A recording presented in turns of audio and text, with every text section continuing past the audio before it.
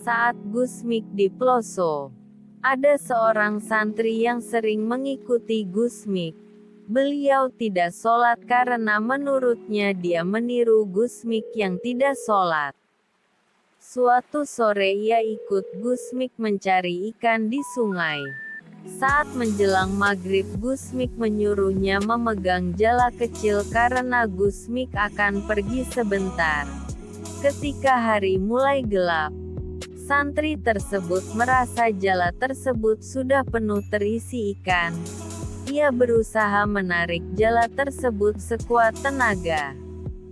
Tanpa disengaja di tengah usahanya menarik jala tersebut dia melihat Gusmik yang sedang melaksanakan sholat maghrib di atas dahan pisang. Bahkan melanjutkannya dengan sholat isya. Setelah selesai sholat Gusmik kemudian melayang turun menemui santri tersebut. "Dapat ikan?" tanya Gusmik. "Anu Gus." Jawab santri itu sambil memandangi dahan pisang. Santri itu kemudian menyatakan bertaubat dan Gusmik menyuruhnya untuk mandi tobat di sungai tersebut.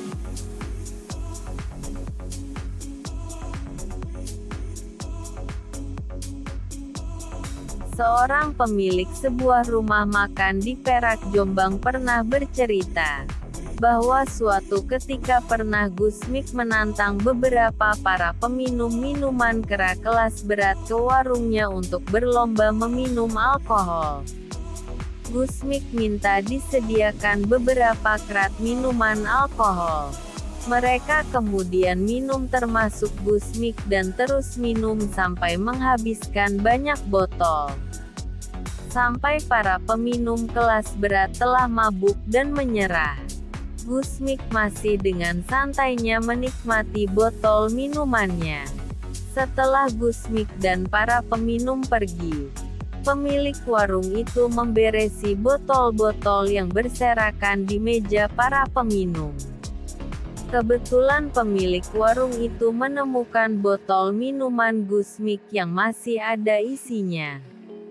Karena penasaran, pemilik warung itu mencicipinya. Ternyata, minuman itu telah rasa menjadi seperti air putih.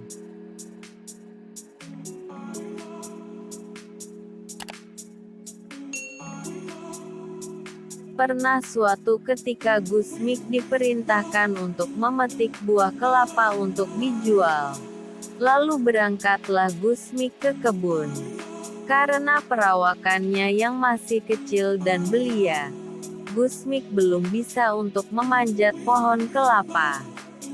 Akhirnya Gusmik terbang bagaikan burung dari satu pohon ke pohon lainnya memetik kelapa, sampai selesai tanpa menyentuh tanah.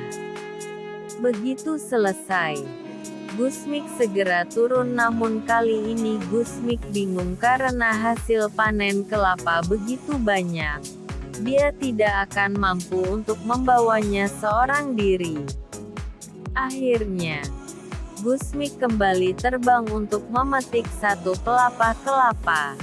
Lalu buah kelapa itu ia ikat dua-dua dan dinaikkan ke pelapa kelapa itu. Setelah itu Gusmik menaiki pelapa itu yang kemudian terbang bersama pelapa itu meluncur pulang. Masya Allah, sungguh luar biasa. Terima kasih sudah menonton ya guys ya.